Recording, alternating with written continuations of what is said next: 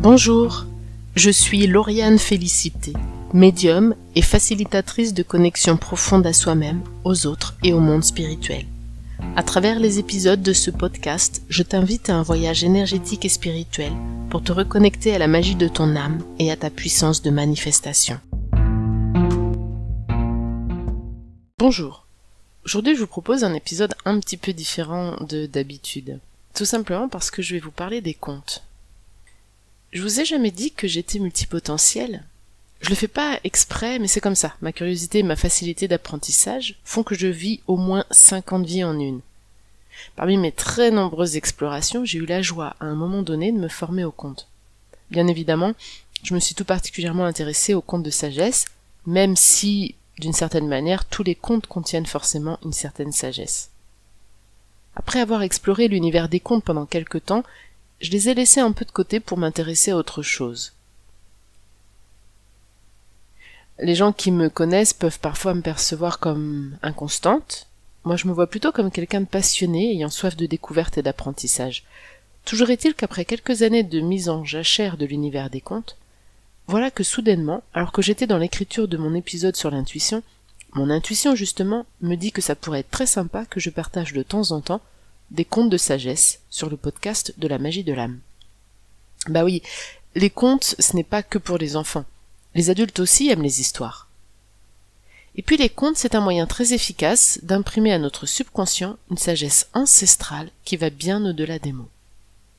D'ailleurs, aujourd'hui encore, les contes sont utilisés en psychologie dans certaines approches thérapeutiques. Les contes envoient des messages à notre inconscient. Le psychologue Jacques Salomé, sur le 4e de couverture de son ouvrage « Contes à guérir, contes à grandir », nous dit que les contes, nous le savons maintenant, nous aident à guérir. Ils permettent de nommer l'indicible, de dénouer les contradictions, de réparer les blessures de notre histoire présente et passée. Ils nous aident à grandir, à croître et à nous harmoniser. Ils favorisent à l'intérieur de nous la réconciliation entre différents états de notre condition humaine, le psychisme, le corps et l'esprit, qui parfois se révèlent antagonistes et contradictoires. Ils contiennent des mots qui nous enveloppent, nous caressent et nous serrent dans une amicale clarté. Ils nous proposent des associations qui nous illuminent dans une limpide atmosphère et nous déposent plus apaisés aux confins de l'imaginaire et du réel. Je suis donc très heureuse de renouer avec l'univers des contes et de partager avec vous ce premier épisode réservé à la magie des contes. De plus, je dois avouer que cela me fait très plaisir de constater comment toutes mes explorations, pouvant paraître parfois très éclectiques et bigarrées, finissent finalement par prendre sens. C'est bon de voir petit à petit toutes les pièces de mon puzzle trouver tranquillement leur place. Toutes les sociétés traditionnelles ont utilisé les contes pour éduquer, transmettre leur sagesse et leur vision du monde à leur peuple. Contrairement à ce que l'on pourrait croire, les contes ne sont pas faits uniquement pour les enfants. Par exemple, lors des veillées africaines, enfants, adolescents et adultes se rassemblent pour écouter le conteur, bien que le niveau de compréhension diffère selon l'âge de l'auditoire. Dans la plupart des villages africains, l'espace du conte est le même. Le public est assis par terre sur des nattes ou sur des tabourets, en demi-cercle face au conteur de façon à ce qu'il puisse voir et être vu de toute l'assistance. En Afrique, le conteur est un artiste polyvalent. Il doit être à la fois comédien, poète, chanteur et danseur. Le conte africain se situe au carrefour de tous les arts, et c'est cette caractéristique qui fait sa richesse. Parce que personnellement je trouve que nos sociétés modernes souffrent d'une perte de repères et de rites fondateurs, j'ai à cœur de réinvestir certains rituels et traditions ancestrales. Et le conte fait partie de ces traditions que je souhaite participer à faire perdurer. Pour ce premier partage de contes, j'ai choisi un conte de sagesse traditionnel, un conte à méditer, et pour finir, un conte du quotidien. Le premier s'appelle « Le regard sur les autres ». Un vieil homme était assis à la porte d'une ville. Un jeune homme s'approcha et lui dit « Bonjour, je ne suis jamais venu ici. Comment sont les gens qui vivent dans cette ville ?» L'homme lui répondit par une question. « Et comment étaient les gens dans la ville d'où tu viens ?»« Égoïstes et méchants. C'est d'ailleurs la raison pour laquelle j'étais bien content de partir, dit le jeune homme. Le vieil homme répondit: « Malheureusement pour toi, je crains que tu ne trouves exactement les mêmes gens ici. » Un peu plus tard, un autre jeune homme s'approcha et lui posa exactement la même question. « Bonjour, je viens d'arriver dans la région. Pouvez-vous me dire comment sont les gens qui vivent dans cette ville ?» Le vieil homme répondit de même. « Dis-moi, mon garçon, comment étaient les gens dans la ville d'où tu viens ?»« Oh, ils étaient gentils, accueillants et honnêtes, j'y avais de bons amis, j'ai eu beaucoup de mal à la quitter, » répondit le jeune homme. « Par chance pour toi, tu trouveras les mêmes personnes ici, » répondit le vieil homme. Dès que le deuxième jeune homme se fut éloigné, un commerçant sur le pas de sa porte avait entendu les deux conversations.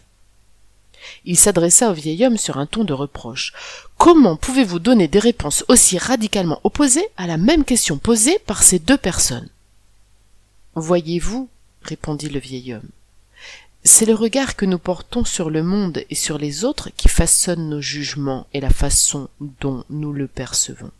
Ainsi, chacun d'entre nous construit sa propre réalité. Nous seuls avons le pouvoir de changer la nature de cette réalité. Il suffit pour cela d'un peu de sagesse pour changer notre regard. » Le second conte s'appelle « La fenêtre de l'hôpital ». C'est un conte de sagesse à méditer. Deux hommes hospitalisés partageaient la même chambre. L'un d'eux disposait du lit situé près de la seule fenêtre de la pièce, l'autre patient, côté mur, victime d'un grave accident au niveau du bassin, ne pouvait malheureusement pas bouger et devait rester allongé jour et nuit sur son lit médicalisé. L'homme était peintre et souffrait beaucoup de ne pouvoir exercer son activité. Il se fit donc apporter son matériel afin de ne pas perdre la main et composer quelques aquarelles. Avant ce stupide accident, c'était un artiste paysagiste accoutumé à se rendre sur des lieux qu'il choisissait avec soin, afin de bénéficier des ambiances, des lumières, des couleurs et laisser ainsi libre cours à son imagination créative. Immobilisé et n'ayant pour toute inspiration que le mur de la chambre, il eut l'idée de demander à son compagnon d'infortune s'il accepterait de lui décrire ce qu'il voyait par la fenêtre. L'homme près de la fenêtre accepta volontiers et décrivit alors au peintre alité, jour après jour, ce qu'il apercevait au dehors. Aujourd'hui, légère brume qui cache l'horizon, mais le soleil commence à la dissiper. La vue donne sur une rue, mais de l'autre côté, il y a un grand jardin public. Ce doit être des espèces d'arbres rares, parce que je distingue des affichettes placées au pied, sans doute pour indiquer leurs caractéristiques. Aujourd'hui, plein soleil, il y a un plan d'eau dans le jardin.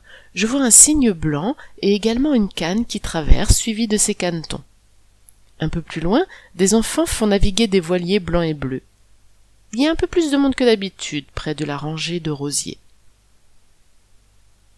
Aujourd'hui, les allées sont encore légèrement humides des averses de la nuit. Un vieux monsieur est assis sur un banc pour lire son journal et face à lui, un jeune couple enlacé est en train de se dévorer de baisers. Au milieu de l'allée, une femme vient d'attirer une multitude de pigeons en leur jetant des grains de maïs. Aujourd'hui il pleut, il n'y a personne dans le jardin d'en face, mais je distingue au loin les grands immeubles gris de la ville. Dans la rue, les quelques passants sans parapluie pressent le pas en rentrant les épaules comme pour se donner l'illusion d'être protégés de la pluie. Ainsi, l'homme de la fenêtre décrivait chaque jour à son voisin de lit ce qui se passait au dehors. Ce dernier écoutait avec attention les descriptions relatées, se représentait les yeux fermés les scénettes extérieures et les traduisait en couleurs pastel dans ses aquarelles. Cela lui permettait de mieux accepter son infirmité invalidante et de ne pas céder au découragement, voire à la dépression. Chaque jour, l'homme de la fenêtre et le personnel hospitalier s'extasiaient d'admiration devant la qualité et l'harmonie des nuances des aquarelles de l'artiste. Plusieurs semaines se déroulèrent de cette façon, jusqu'au jour où l'homme de la fenêtre fut enfin guéri et put quitter la chambre d'hôpital, non sans avoir salué chaleureusement son partenaire de misère. Dès le lendemain, l'aquarelliste demanda qu'on le change de place afin d'être lui-même proche de la fenêtre pour pouvoir continuer à peindre. Les infirmiers firent le nécessaire et le transférèrent dans le lit de son ex-voisin. Lentement et péniblement, à l'aide de la commande électrique, l'homme redressa légèrement son lit pour arriver à hauteur de la fenêtre. Pressé d'admirer de lui-même le paysage extérieur décrit par son ex-compagnon de chambre. Il fut stupéfait de découvrir alors la sagesse et la générosité dont fit preuve son ex-voisin de lit. En effet, la fenêtre donnait seulement sur un mur de briques rouges. Et le troisième conte que j'ai choisi de partager avec vous aujourd'hui s'appelle 86 400 €. C'est un conte de sagesse du quotidien. Imaginez que chaque matin, votre banque crédite sur votre compte 86 400 €. Cependant, vous devrez respecter 2 règles simples. Règle numéro 1. Tout ce qui n'aura pas été dépensé dans la journée sera retiré du compte par la banque chaque soir. Vous ne pourrez ni épargner, ni faire un virement.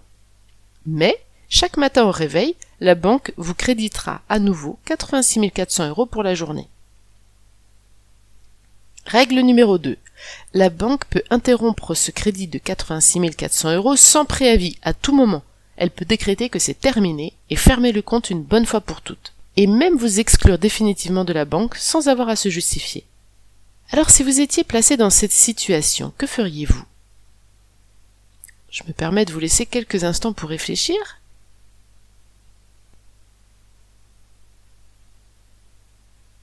À mon avis, certains dépenseraient chaque euro d'abord pour se faire plaisir et offrir des cadeaux à leurs proches et aux gens qu'ils aiment. D'autres feraient en sorte d'utiliser chaque euro pour soulager la misère rencontrée autour d'eux. D'autres encore chercheraient à rendre utile cet apport d'argent tombé du ciel. D'autres, etc., etc. Cette banque prodigieuse, nous la connaissons tous. C'est la banque du temps. Chaque matin, au réveil, vous êtes crédité de 86 400 secondes de vie pour la journée. Mais le soir, lorsque vous vous endormez, il n'y a ni économie ni report. Ce qui n'a pas été vécu dans la journée est définitivement perdu. Le temps imparti est passé. Cependant, chaque matin, cette féerie recommence et votre crédit de 86 400 secondes est renouvelé. Nous sommes tous assujettis à cette règle incontournable. Souvenez-vous que la banque peut fermer notre compte à n'importe quel moment sans aucun préavis.